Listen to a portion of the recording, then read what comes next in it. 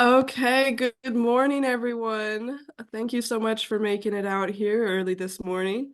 My name is Katie Dockstader. I work with UC International Services as a program coordinator in our student services, or our services student support team. Welcome to our UCI Services panel information session. We're so very pleased you could join us. And excited that you have chosen to further your education at University of Cincinnati. Today's session will include some pre-recorded videos and a live panel presentation. With me, I have Kelly, Becky, and James. James, would you like to introduce yourself? I'm James. I'm with International, and I'm glad you're here. Becky? Hi, I am Rebecca Jewell. I am an immigration advisor at UC International. I probably have issued a lot of your I-20s, and yeah, we're glad to have you. Kelly? And my name is Kelly Glasbat, and I'm a program coordinator and work closely with Katie on the student services and support team. Perfect. So today we will be answering some questions regarding your immigration status, excuse me, and your options and rights as an international student here in the U.S. We're going to connect you to some campus and community resources that will keep you informed and share event and workshop details that will help you thrive at UC and feel a part of our Bearcat family. Additionally, today we welcome Amanda and Michael from University Health, UHS, who will be discussing student health appointments, vaccines, and TB testing. Following this presentation, we'll be offering 2 simultaneous breakout sessions, one on success and cultural adjustment to a U.S. university and beyond, and the other will be on on-campus employment for international students. Links to those sessions will be provided at the end of this main session in the chat, so keep an eye out for that. Some general reminders for the session today. This will be an informational session with opportunities for you to ask questions. For the first section, which will be about the next 30 minutes, we will present you with a lot of information, and this will be an engaging mix of videos and live conversations. So please excuse any technical difficulties that we might experience as we switch between these elements. During these informational sessions, you should be muted and your video should be off. And please save your questions for the question and answer portion that we'll conduct at the end of the presentation. You can put questions into the chat at any time, and we will answer them during the Q&A at the end. Very specific or personal questions should be emailed to internationalservices@uc.edu. If for any reason you get disconnected, the sessions will be recorded for viewing again, and we'll provide links via the weekly UCI services newsletter. If you still have more questions and don't want to ask them here today, you're more than welcome to visit our office Monday through Friday from 8 to 5, or email us at internationalservices@uc.edu. Remember again that there's going to be 2 breakout sessions following this main presentation on campus employment and student success. And links to these will be made available in the chat box following this main session. So now I am going to share my screen and we're going to play our first video for you.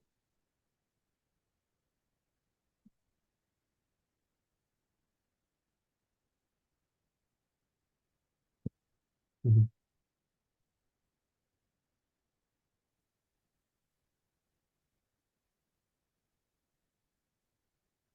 Welcome to the University of Cincinnati.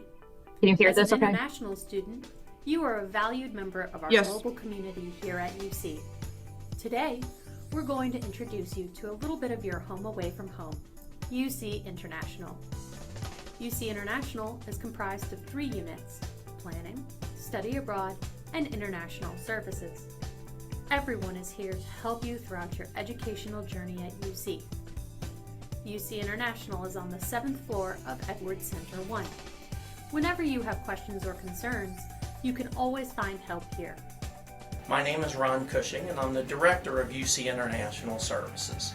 We are honored that you've decided to pursue your educational objectives with us, and we're going to do everything we can to ensure that your experience here is a positive one.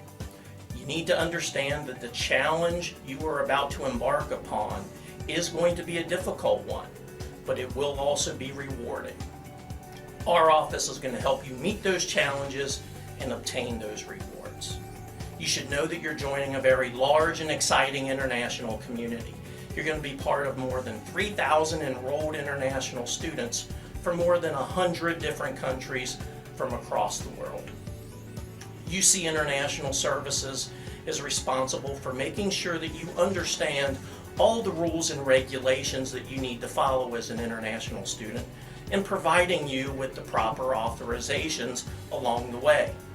While you're studying, you're going to need to travel. Many of you are in programs that involve co-op or capstones that require work assignments during your stay. You may change your degree level or your program of study. Some of you may have dependents who need to come and be with you. There's a whole host of immigration regulations you need to follow, and we're going to make sure you understand those rules and provide you with the proper authorizations. We have highly trained staff who are available to help answer all of your questions, and we encourage you to contact us when you need help. Please make sure you address all immigration and visa questions to our office. Don't ask your friends, don't ask your college advisor or your departmental advisor. Make sure all visa and immigration questions are addressed to our staff. We also provide you with a host of programming activities during your stay here. Certainly during the first few weeks, you're going to be invited to participate in a lot of welcome and arrival activities. And then throughout your stay, we are going to provide you with opportunities to engage in programs that will help you learn about U.S. culture, the university, the city of Cincinnati, and the U.S. in general. I can assure you that the students who take advantage of those opportunities are the students that leave here with the most positive experiences. So please take advantage of those programs when you have the opportunities. So welcome to UC.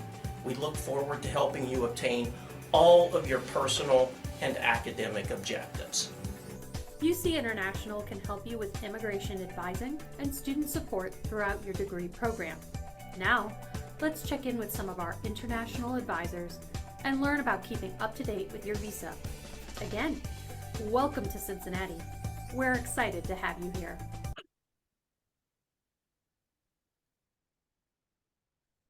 Okay, so can everyone hear me so far?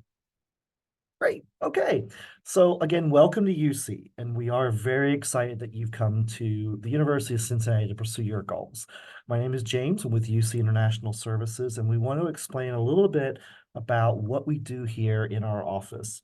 Our website and our contact details are, always there available for you. We are open from Monday through Friday, 8 a.m. to 5 p.m. You can always call us, walk in and see us, or you can send us an email at international.services@uc.edu.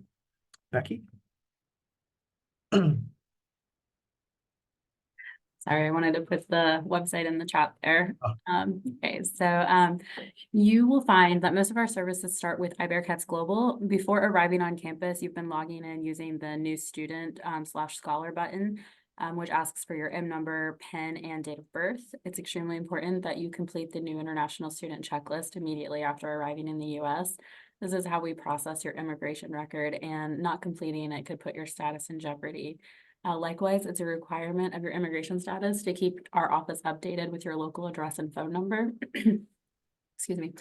These can be updated in Catalyst under the My Profile tile. Your address here at Cincinnati should be the mailing address option. The permanent address is for your address outside of the United States. So mailing address is in the US. You can find examples of how to correctly format a US address in the new international student checklist in the check-in e-form specifically. After arrival in the US and completing the new international student checklist, you'll need to start logging into iBearcats Global using the current student login, which just asks for your UC username and password, just like as if you were logging into your UC email account. The full range of services you need after arrival will not be available with the limited services option that you have now. Immigration rules can change often and be confusing, so we're here today to try to make this clear about what the rules are for spring 2024. First of all, enrollment. I mean, you're here on a student visa, so you have to be a student.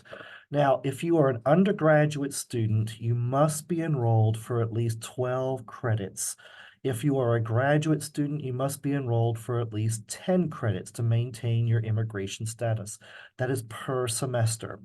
Now, you can enroll for online courses, and you can enroll for as many online courses as you want. However, of those 12 credits that you have to be enrolled for to maintain your status, or 10 if you are a graduate student, 12 for undergraduate, you have to be enrolled for at least 9 credits of in-person credits.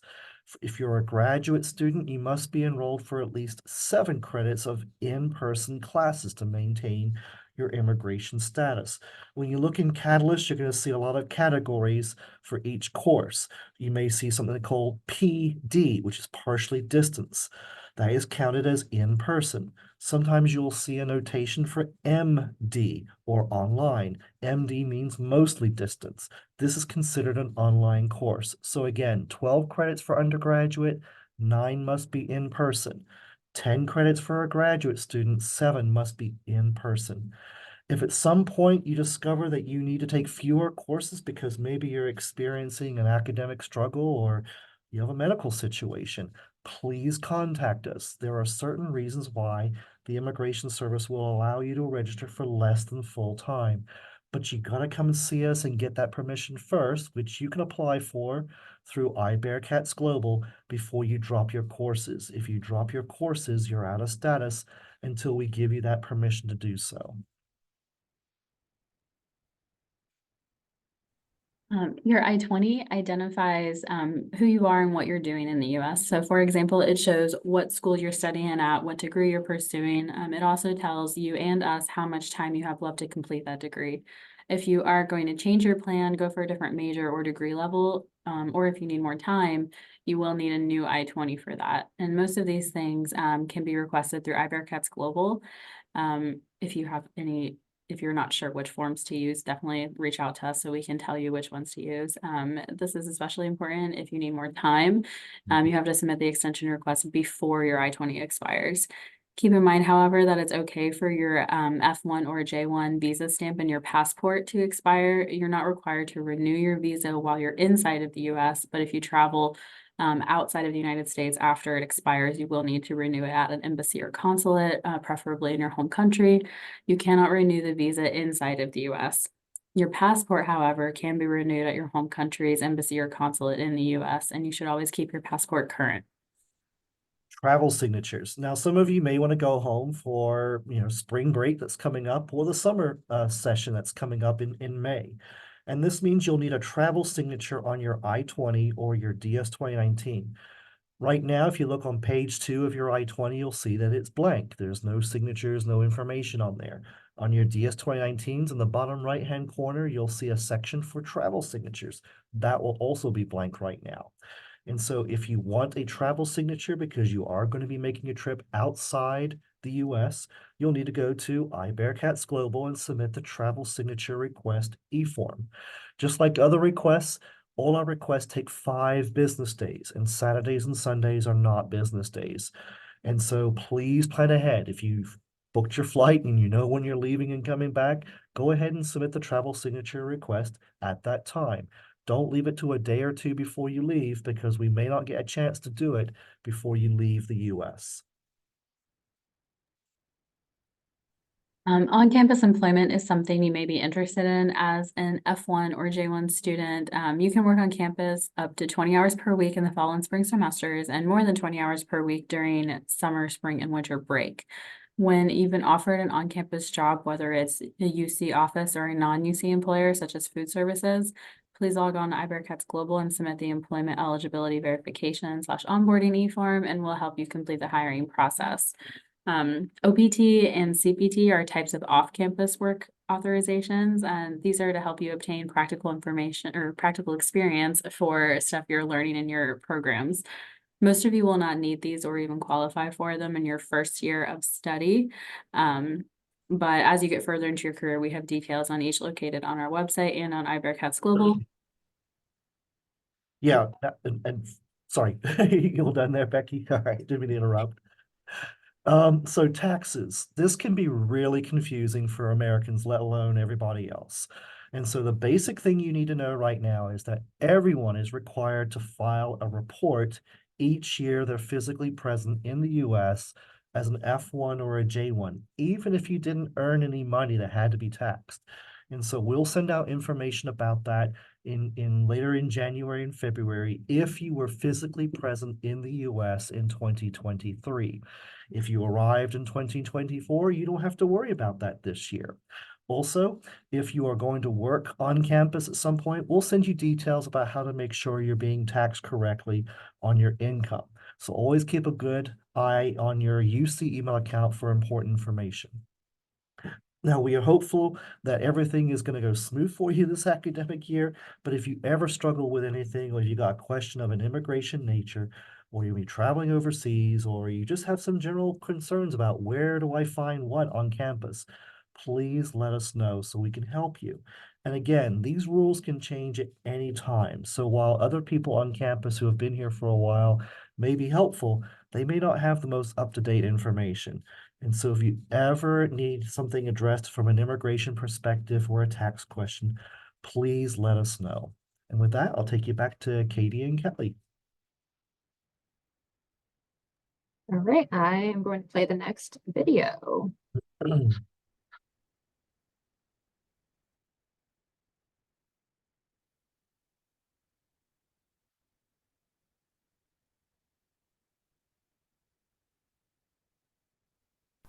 The UC International website is filled with tons of resources and information about your visa, the university, and more. If you ever have a question or want to know where to go, consider our website your first stop. However, much of the way you'll interact with our office involves using our online system, iBearcats Global. Up until this point, you've probably been using the limited services. Now you can use the full services for students and scholars to submit e-forms, make requests, and more.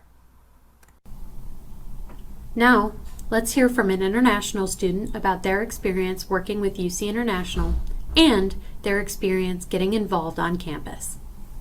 Hello everyone, my name is Devan Saxena. I do go by Dev. I am a third-year mechanical engineering student, also pursuing my MBA through the Ascent program at the University of Cincinnati. I came to UC for multiple reasons, one of them being the co-op program. The co-op program gives you a chance to get real-world experience while applying all the things you're learning in class to different workforce situations. So I'm currently on my second rotation with Toyota, where I do get to apply a lot of things that I've been just learning in my classes, such as machine design and statics, vibes, and things of such sort to my current co-op. UC provides several different resources for co-op specifically. I actually landed my co-op through the career fair, which is something UC CES Tribunal hosts every semester, where multiple different hundreds of employers come and talk to different UC students, just asking them about their experience and if they would be a good fit for their company. And throughout this process, if you have any questions about how to obtain your CPT, or if you're allowed to work for 40 plus hours, or all those specific work questions, always reach out to UC International. I promise there are a bunch of nice people who are willing to help you out. I believe that getting involved on campus is an investment for yourself and for building your future for multiple reasons. As an international student, when I first came here, it's hard to leave your friends, your family, and pretty much everything behind in your home country and starting fresh. For some people it's easy, for some people it's difficult. By really going out there, getting involved, you're stepping out of your comfort zone, and by doing so you can make friends and memories that might last your entire lifetime. You can make those necessary connections that can help you in your professional and your academic life, as well as your personal life. I am an IPAL, and IPAL stands for being an international partner and leader. I got the chance to interview to become an IPAL my first semester in college. I believe that I made one of the best decisions I could when I came to college. because I found some of the best people to work with. I get a chance to network and talk to a lot of different domestic and international students, and attend numerous different events that IPALS host for the UC population. So that might be doing Salsa on the Square, going on UC International's retreat. I went kayaking, there were different games, we did karaoke, playing sports, all that good stuff. So overall, IPALS is one of the best student groups to join on campus. And I know I might sound a little biased, but at the same time, I promise you it's a very good decision for your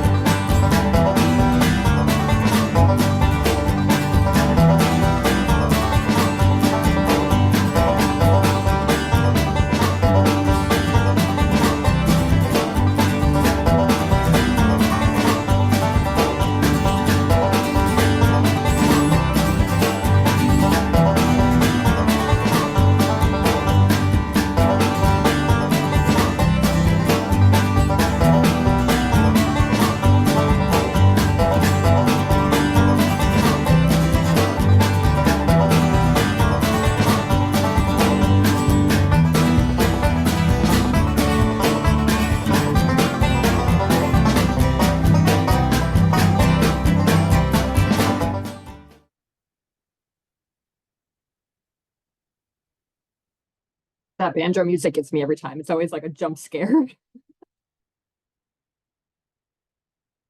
Katie, I think you're up.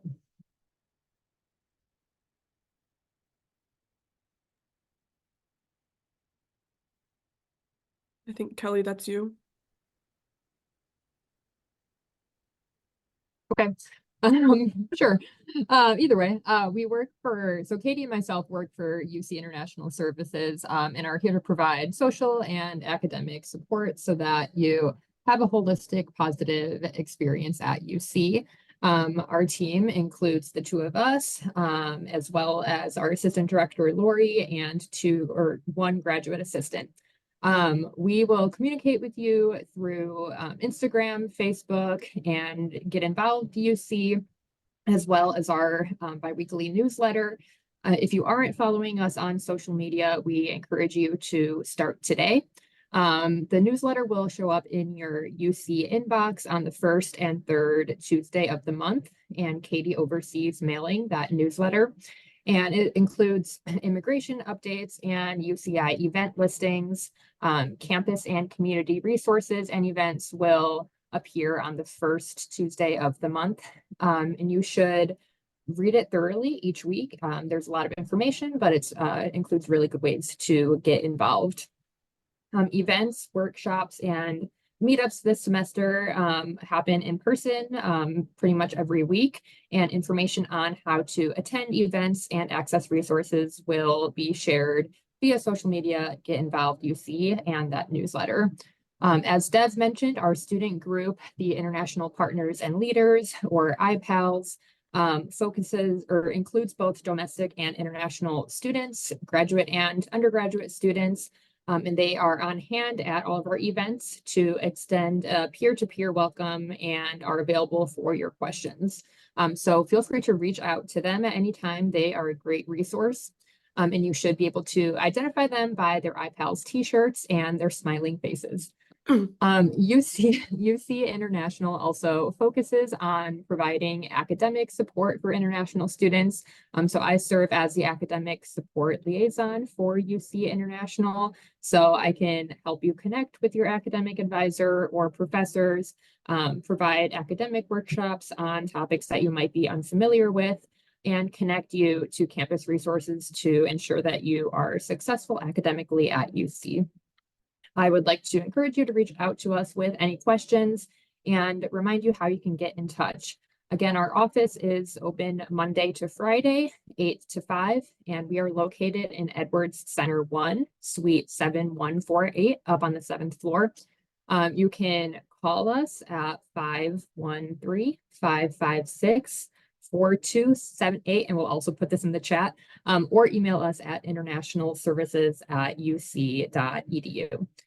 And finally, the website also has a wealth of information, and we'll also put a link to our website in the chat as well.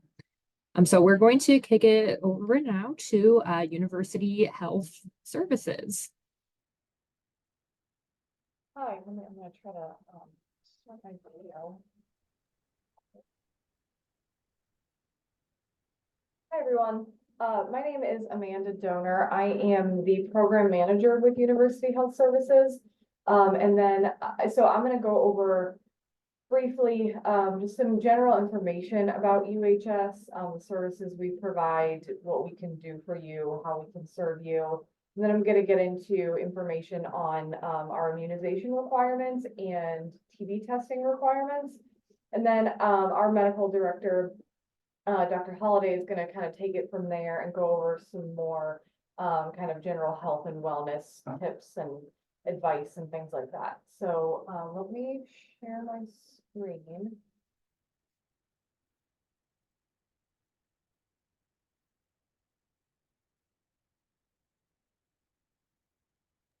Do you see the share screen button, Amanda, or do we need to give you permission for that?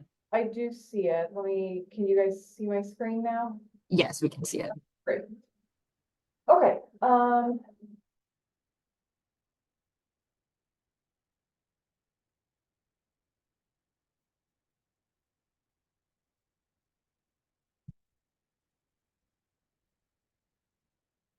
not able to advance slides.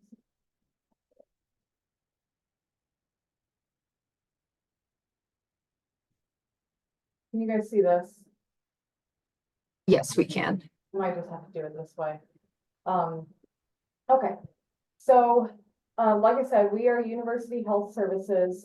We have a location on the main campus in the Ligner Athletic Center. If you are familiar with campus, it's the big gray building with all the triangle windows.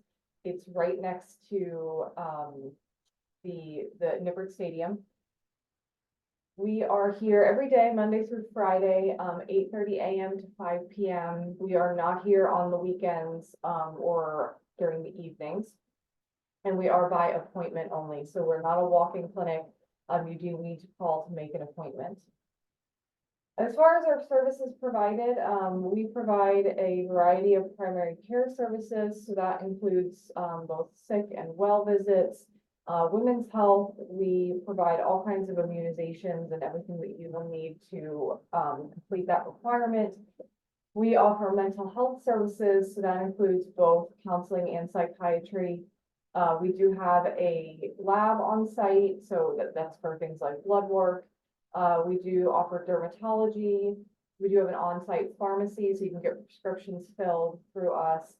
Radiology, so if you need an x-ray, things like that, and then travel health services. As far as immunizations, we offer every immunization that you're required to have for the university, plus a host of others. And I've listed them here. I won't go through them all, but so students take advantage of this for travel purposes, or if you need other immunizations for different programs or outside activities that you're participating in. We do offer urine drug screens as well if that's something that you need for your program. As far as immunization compliance, so the university as a whole has an immunization requirement for all incoming students on any campus, main campus or Blue Ash or Claremont.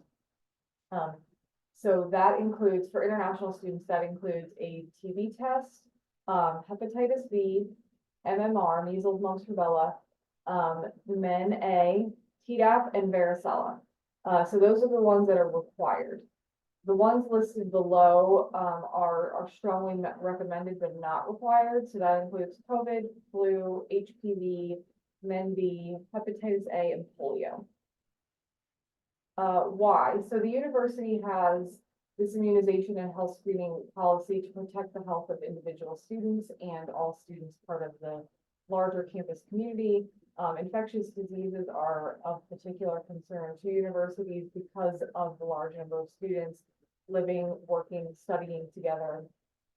There have been recent outbreaks that have occurred on campuses across the United States, and the university's requirements are based on a review of state, national, and local recommendations. So the first one I'll go over is the tuberculosis screening. So for all incoming international students, every semester, this is always a requirement. You're required to complete a tuberculosis screening either prior to or upon arrival to campus. So, you know, classes start on Monday. I don't know. I would assume most of you are here in the country, if not at UC at this point. If you are still at home, you know, and in the past couple of months, we've given you the opportunity to have this TB screening done in your home country. So that would involve, and if you've gone to our website, we have it's basically a packet of screening forms and information that we need to collect. You would take those forms to your medical provider in your country. It's a host of questions about risk factors, symptoms, things like that. Your doctor would need to fill those out and sign off on that. Based on the responses, you would then need to have an IGRA blood test done, and that would apply to most people will need that done. And then you would email that packet of information to us at uhstracking at ucmail.uc.edu. If there are those of you who are still in your home country at this point, you're still able to do that. If not, if you're here, like I said, I would assume most of you are here since classes are going to start on Monday. You can also come to UHS to have this done. So you'll want to, upon arrival, you'll want to call UHS, and our number is listed here. I can share this slideshow out so you guys can share it with students. You'll want to call us to make an appointment for a TB screening. Once you call for an appointment, you'll be required to sign up for a MyChart account. It's your electronic medical record. At your appointment, you'll fill out all those TB screening questionnaires with a nurse, go over your history, all that kind of stuff.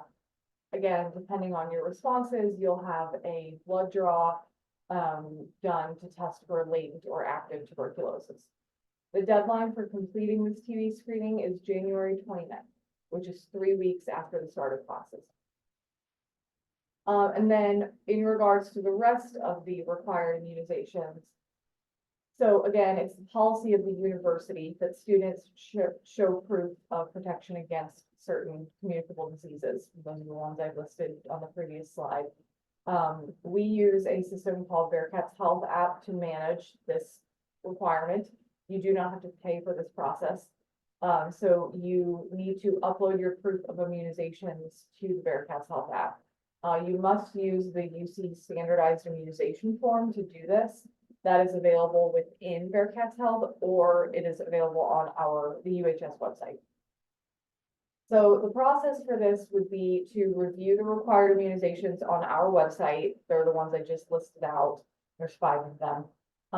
You'll want to log into Bearcats Health app using your UC ID and your UC email address. You're going to download and print the standardized immunization form from there. Then you will make an appointment with UHS or your medical provider if you have a different one to get the required immunizations. You'll have that provider complete, sign, and stamp your form. And then you're going to upload the completed form through the Bearcats Health app. It's very important to note that the UC standardized form that you get from the system or from our website is the only document that the system accepts. So do not attach outside documents like lab reports or, you know, vaccine information from your country or any kind of outside document. Don't attach those, submit just that form, because if you attach outside documents, it'll be rejected, the form won't accept it, or the system won't accept it, I'm sorry. And you will be notified if there are any outstanding items. So again, the deadline for students entering spring semester is January 29th, same as the deadline for the TV screening.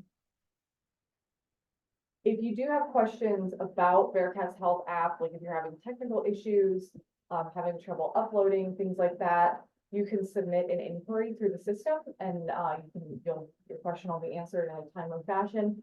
If you have questions about immunization compliance or have more clinical questions, as far as, you're confused about what immunizations you need, things like that, you can visit our website to get more information. You can email us at uhstracking@ucmail.uc.edu, or you can call us, and you'll be able to speak to a nurse or leave a message for a nurse and they can call you back. So now I'm going to turn it over to Dr. Holloway.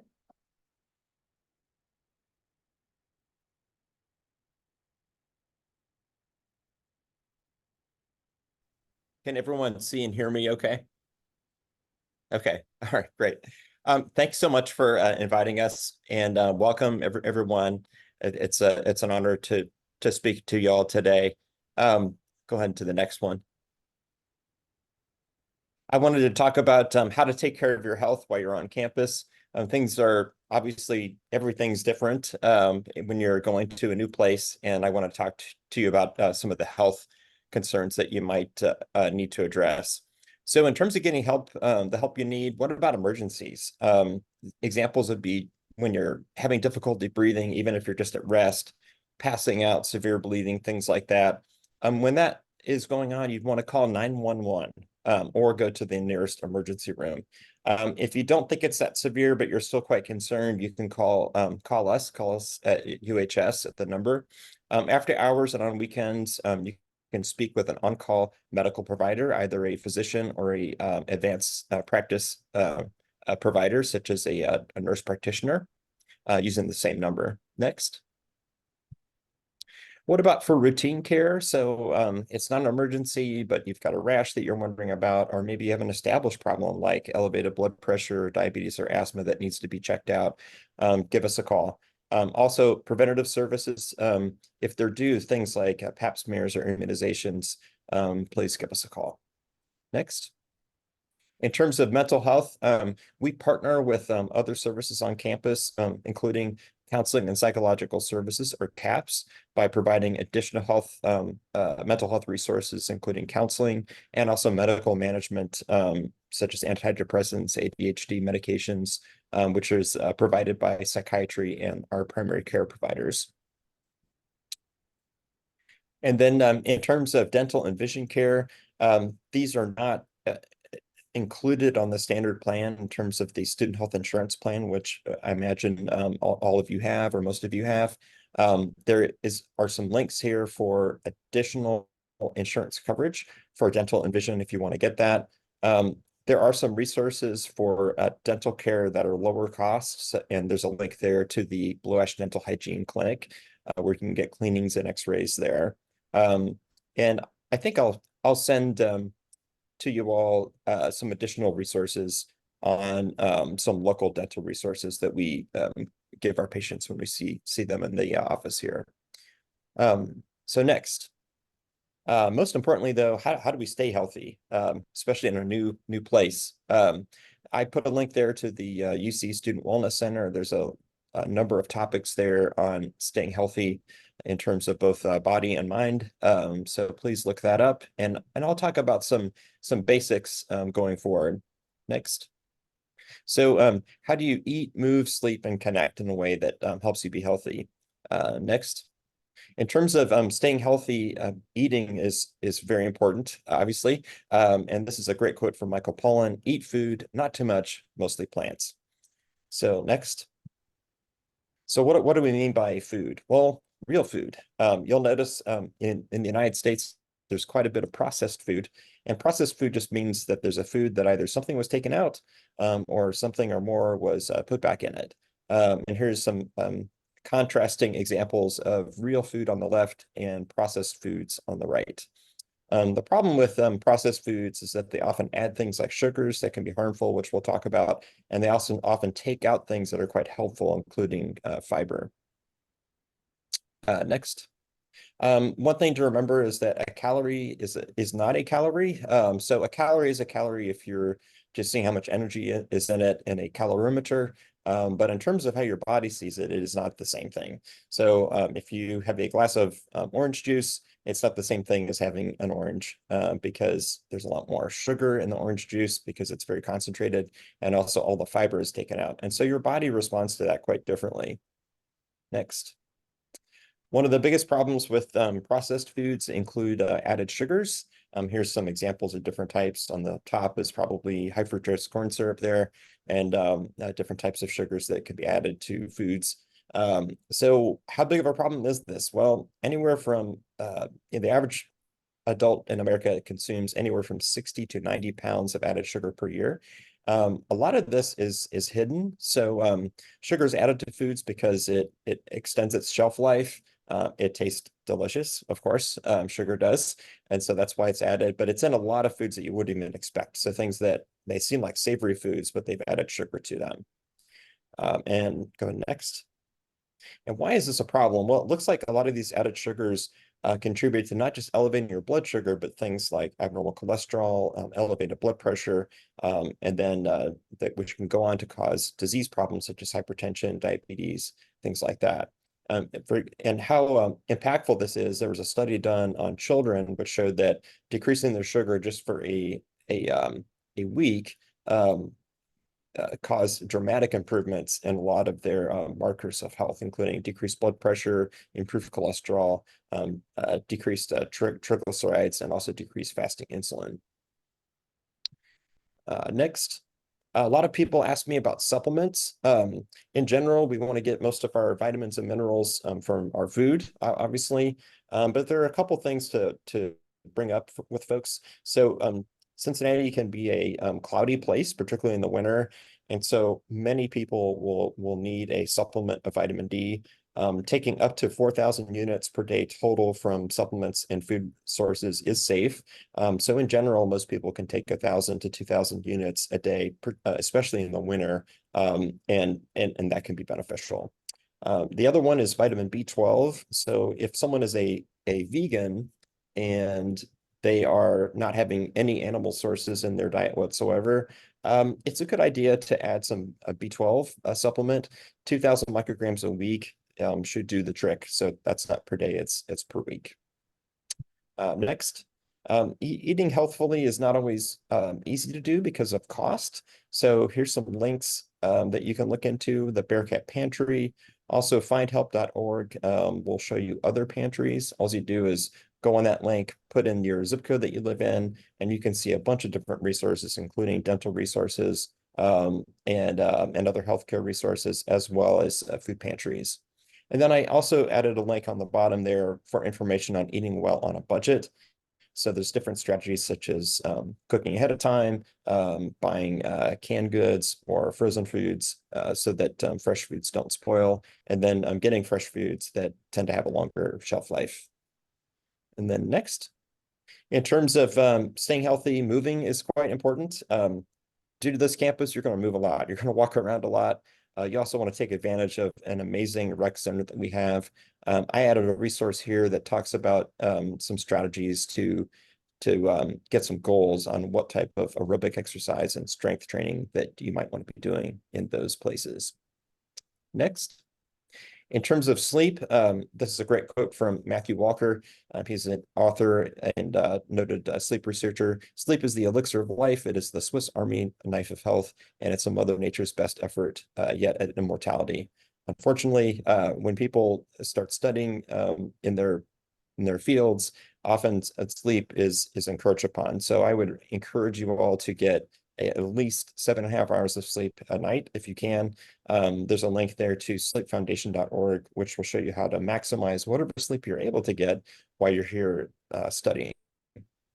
And then next, in terms of connecting, I think, I don't have this on the slide, but in terms of the international services here, there's a ton of resources on connecting, which is awesome. So please take advantage of those.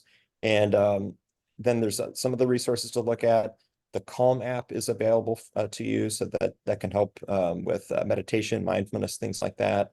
There's a link to what's called self-compassion. So this is a highly researched area where, how do we deal with the kind of the bumps in life that inevitably happen? How do we take care of ourselves and treat ourselves at least as good as we would treat someone that we cared about? And then CAPS, of course, which can be quite helpful for mental health issues as simple as just being homesick or struggling with the pressures of an academic program.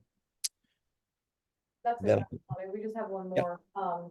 Real quick, we just wanted to share our COVID resources. UC's public health website is the place that you would go for the most up-to-date information. If you want a COVID vaccine or booster, you can go to UC Health and their number is 584-DOSE to schedule an appointment. Or you can go to any pharmacy in the community, Walgreens, CVS, Kroger Little Clinic. UHS is not offering COVID vaccines at this time. And then if you do have COVID questions as far as vaccines, testing, things like that, you can email uccovidcheck@ucmail.uc.edu. And that is all we've got. So I don't know. Thank you all for taking the time to listen to us. I don't know, you guys, if you want to take questions now. I don't know what your time frame is for this session. Or if you want to, gather questions and we can send them to us if people have them. But I will certainly share this slideshow out so you can distribute it to students. Yeah, I think we can take any questions now, kind of overall from the whole presentation. I don't see that there's any in the, or it looks like, yeah, maybe some are coming through the chat now. And then if there's any that we don't get to, we can send them your guys' way if they're for you. Where can I find the prices for the medical services at UHS? Somebody asked. There are, I don't believe that the prices for services are listed on the student health insurance website. But I would contact student health insurance and I can share their email address if you don't have it. They'd be able to provide more information on cost of services. Go ahead. I could speak a little bit to cost. So if you have the student health insurance plan, the services that you receive within the student health office, excluding medications, that is included in the coverage. So if you see me for an illness, I order lab tests, I order an x-ray, all that's going to be included. Additional costs, out-of-pocket costs would be medications, but again, they're covered, but just there is some out-of-pocket cost. For example, for a generic medicine, you might have a co-payment of $15, for example. Where the out-of-pocket costs start to go up is if you need services outside of the office. And this is where the United States healthcare system can seem a little bit bewildering because it's not always clear or transparent what the costs are. One thing I would suggest is to look at your insurance just so that you understand the coverage process. In general, there's a deductible that you have to pay, and then there's amount of what's called co-insurance or your responsibility for the total cost of the service. That can be overwhelming for many people, and I've seen many students forego treatment that was needed because they were concerned about the cost. Please don't do that. There's a very generous patient assistance program at UC Health, which is the healthcare organization that we're under. And so you can apply for that if you're in a health situation where you're needing specialty care, for example, or a surgery or things like that.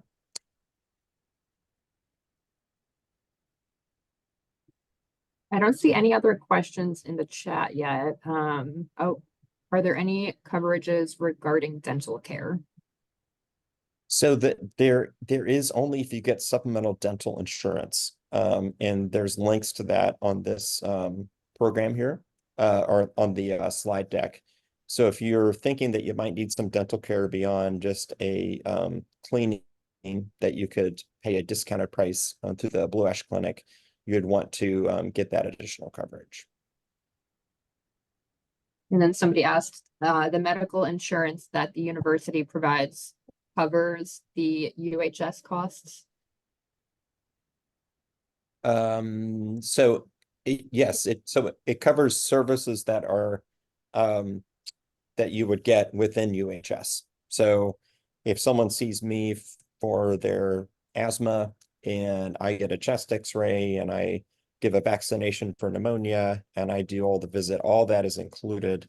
The only thing that there's some out-of-pocket costs for are the medications that one might get at the pharmacy. So that was related to the next question in here. Somebody asked, are there any coverages for pharmacy and prescriptions? Yes, there is coverage, and it's fairly good. If someone is on multiple medications, costs can be a concern for them. I know we do our best to make choices that are smart and that are affordable for the medicines. So that, again, if someone has a generic medicine, that's usually like a $15 copay or sometimes even less than that. Okay, great. And then somebody said question regarding courses. Bridge courses are in the evening from 6 to 9 p.m. Do we have any other alternate timings? Can we take online for just this? They have to travel from Mason. I'm not sure what bridge courses are. I don't know if anybody can answer that question, or if that's like a very specific thing related to this person's academic program. I'm not sure. Yeah, that's probably an academic it's an academic program question. They're taking some bridge courses that help them bridge, so typically like a pathway or ACE student perhaps, where they're taking some additional courses to help them meet an academic requirement for the program. Sometimes the College of Business has courses they have to take in order for them to like prerequisites of some kind.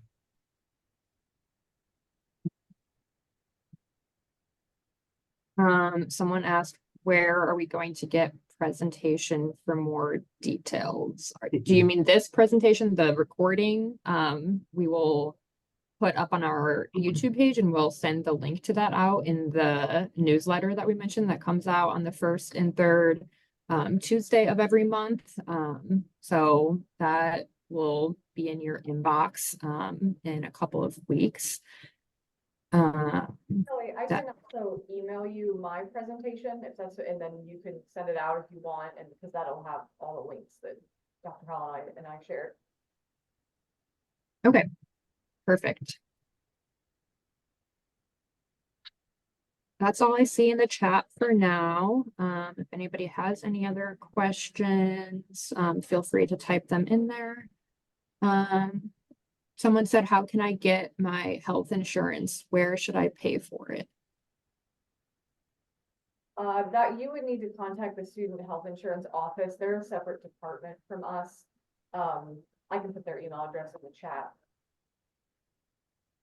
But typically, to answer that question too, when you register for classes full-time, you're going to see a charge on your student account for health insurance. And so it's something that should appear automatically on your tuition bill after you have enrolled full-time, if that's the gist of your question.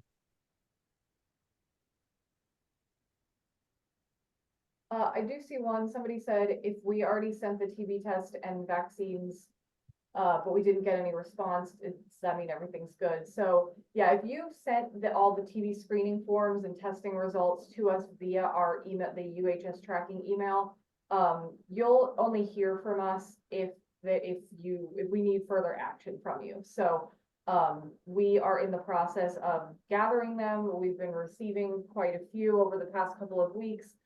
So they're being processed and worked through, and we will reach out to those individuals that we need more information from. So if you don't hear from us, by the deadline, then you should be good to go, but we will reach out if we need further information from you. And then where can students find more detail on the UC coverage? So like costs and what is covered by the insurance? Yeah, all that is on the student insurance website. They have a great website with tons of information. So I'll put the link in the chat here. Perfect. Thank you. Okay, I think that's all the medical and insurance and whatnot related questions that we have. So thank you very much to... Oh, one more.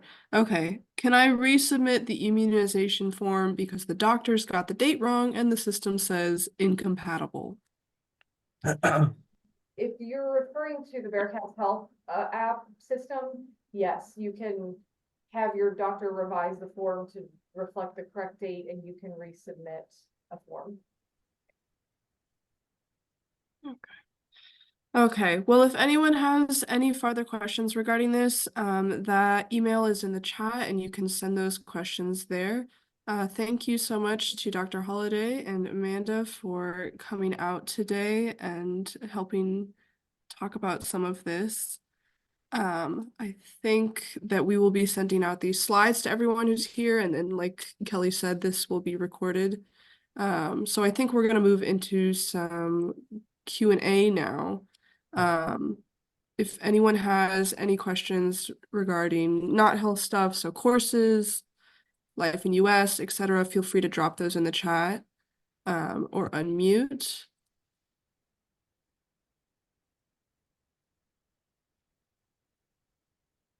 Okay.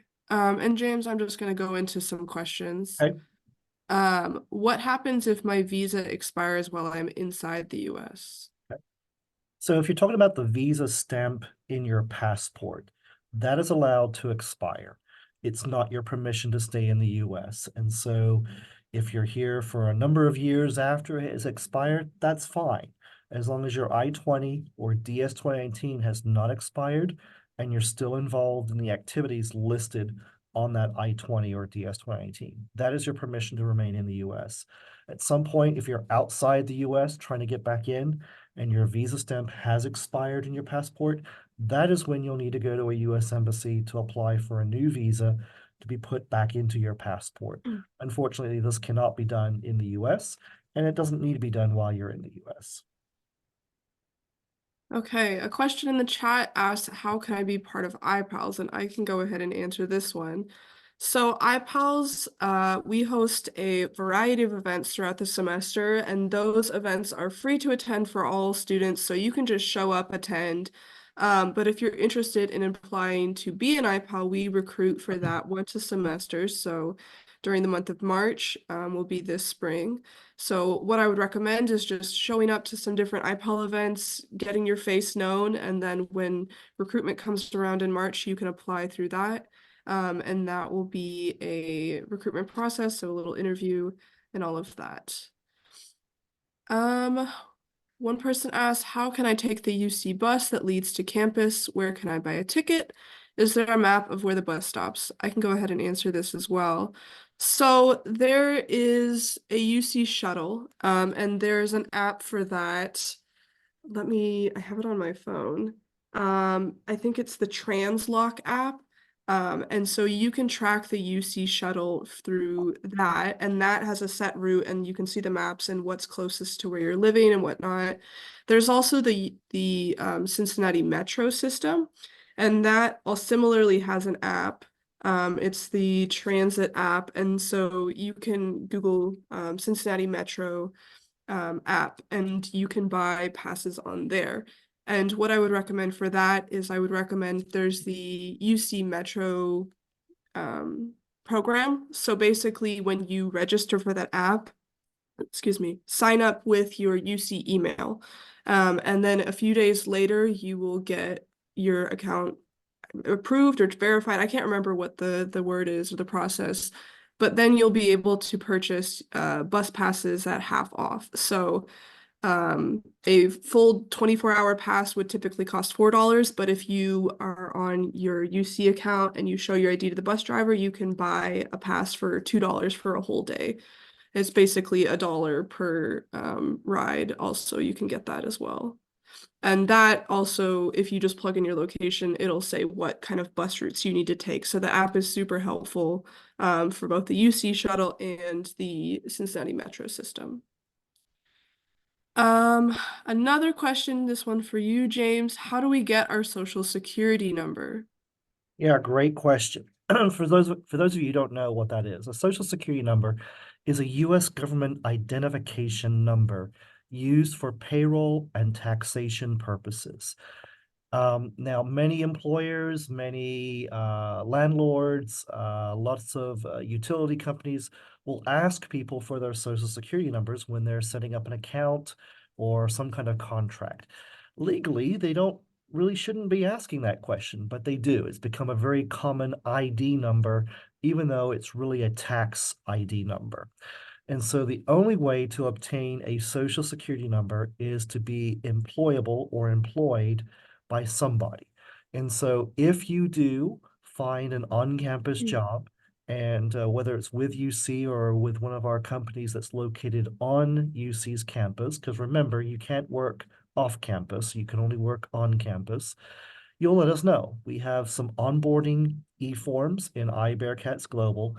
And as part of the process of going through that e-form and us helping you get into the payroll system for UC, we're going to give you instructions and the materials that you need to apply for a social security number.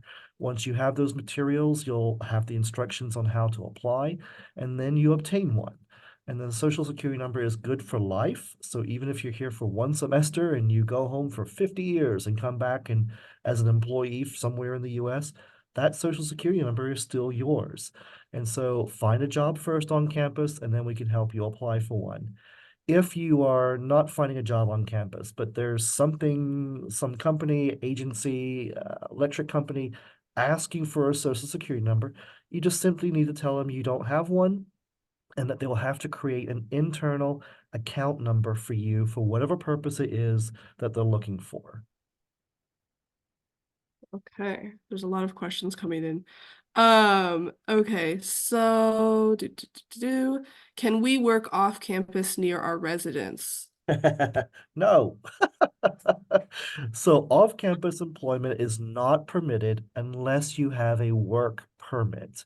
Now, if you go to UC International Services, we have a section there on living in Cincinnati, where it talks about employment. And in there, it will go over what is considered on-campus employment and what is considered off-campus employment. We do list the employers in that website that show you who is considered an on-campus employer, even if it's not strictly speaking the University of Cincinnati. If you don't see that employer listed there, they're considered an off-campus employer, and you need a work permit to work off campus. Now, that same site will show you the three main ways that you are eligible for an off-campus work permit. The first two involve some form of practical training, and those are not available to you until you've been enrolled full-time in classes for at least one academic year. If you are a J1 exchange student here for one semester and you'll be doing an internship after that semester, we can do what's called academic training to help you do that internship, even though you have not been here for one full year. The final work permit you'll see listed on there is something called economic hardship. And so if you do experience a financial difficulty of some kind, first of all, come and see us to talk about your options of finding some emergency funding. Also, we will then go over your options as far as applying for an economic hardship card. But again, that won't be available to you for a couple of semesters.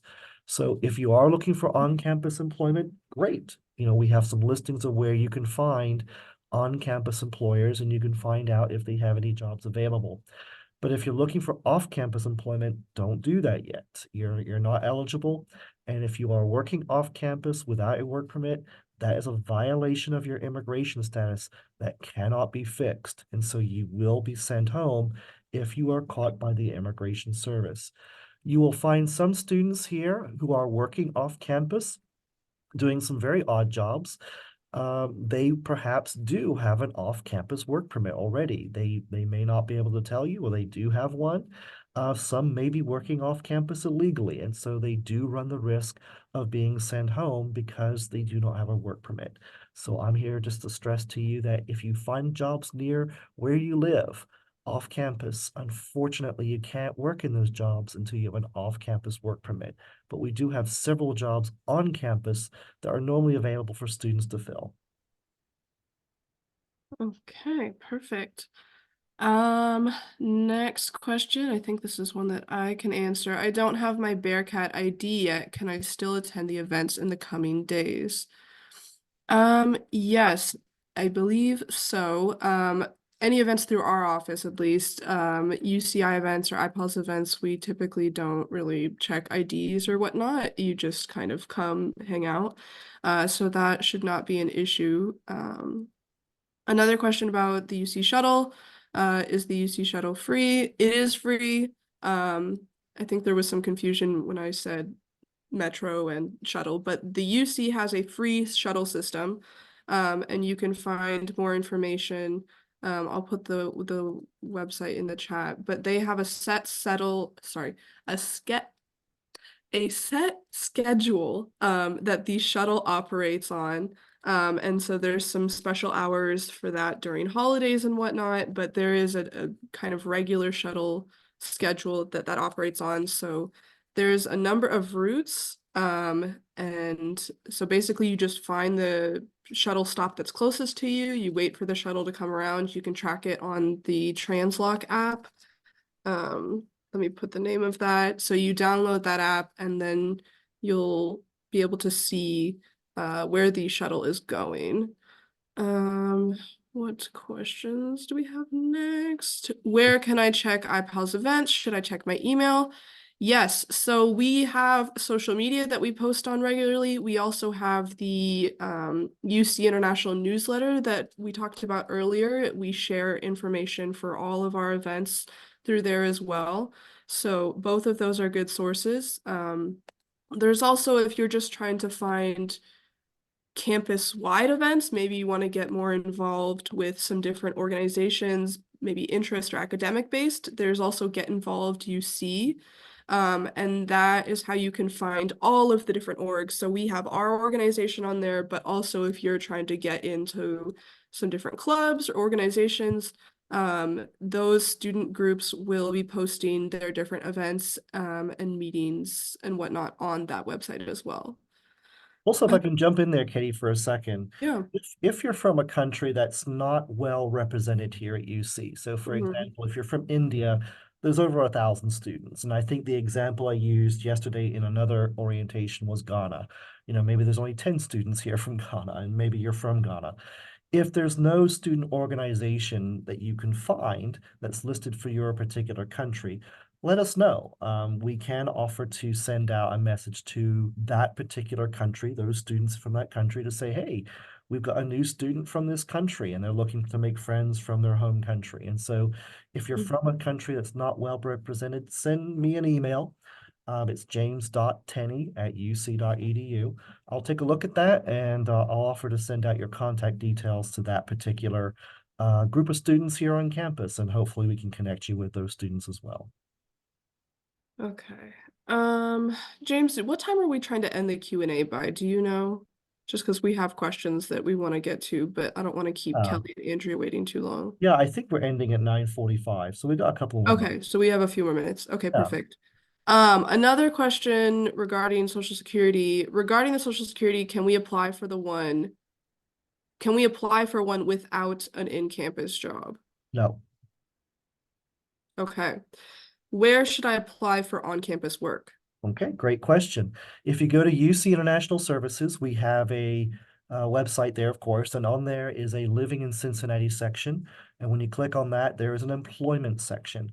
When you go there, there's a section for on-campus jobs, and it will show you where to apply for UC on-campus jobs, and it will list the employers, which are not technically UC employers, but they are located on campus, and it gives you the contact details to where you can then look up their employment listings. Okay. I'm just gonna breeze through some of these other kind of frequently asked questions. If we've already gone over them, just let me know and I'll get you the next one. Can I renew my visa/passport inside the US? You cannot renew your visa inside the US. You can renew your passport within the US. To renew your passport, contact your embassy here in the US. To renew your visa, you'll have to wait until the next time you're outside the US and go to a US embassy. What do I need to go home and come back to the US? Well, you can leave anytime. You just need your passport to go home. But to come back to the US, you'll need your passport and you'll need your visa stamp to be valid, the US visa stamp in your passport to be valid, and you'll need your I-20 or DS-2019 signed for travel. And you can apply for travel signatures through iBearcats Global. Okay. Could you please send the link for the on-campus work webpage? I will do that right now while we're sitting here. I'm just gonna go ahead and talk about the driver's license. So some students are interested in applying for a driver's license. We do offer a once a semester workshop for that, typically October, March as well, but you are able to get a driver's license outside of that. James, do you want to do you have any other information about getting a driver's license? Well, the key thing to keep in mind about the driver's license is that you do need a letter from our office that introduces who you are and what your status is. You can get that in iBearcats Global. Once you have that, you'll need to show proof that you do live in Cincinnati or in the state of Ohio. That could be a utility bill, a landlord agreement. And then you'll go to the driver's license bureau, show that documentation along with your passport and I-20, and then they'll give you the materials or they'll have you take the test. There are two different types of tests. There's the written test as well as the physical driving test. We do have some driver's license books in our office, and so if you want to learn the rules of the road and what to expect in the test, come get one of those. And then also, Katie indicated once a semester we do offer a driver's license course. There is a fee for that, but it's a much reduced version. The fee is actually very well supplemented by our office. And so, Katie, is that $300 for the course? I believe so. We definitely cut the cost for that a bit, so it's a bit more affordable.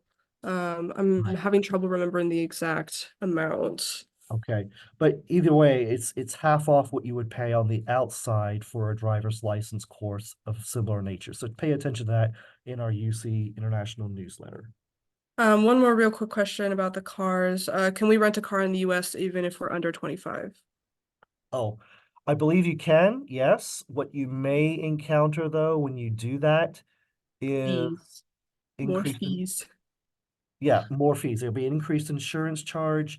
They definitely will want a credit card that they can use. They may not accept a secured credit card. So it is a possibility, but there's a lot of fees and extra insurance involved.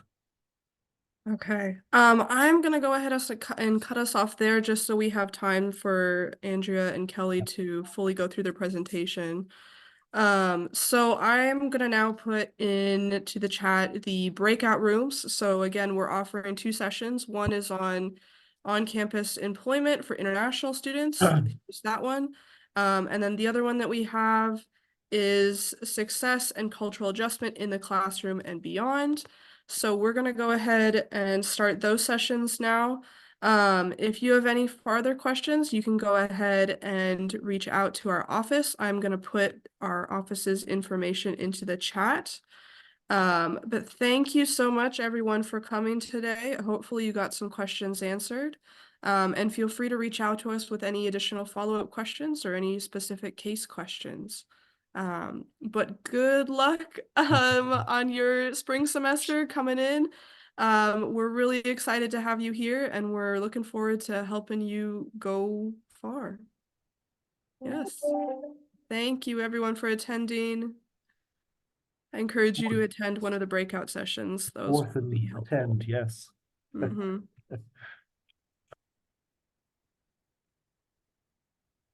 And they all disappear. Wee.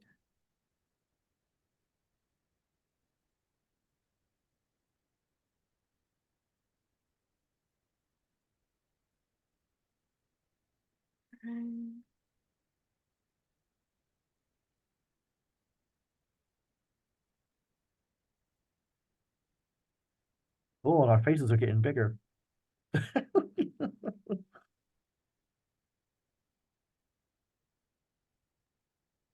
Okay, everyone, we're gonna go ahead and close the call now. Thank you so much again for attending today, and feel free to follow up with any additional questions.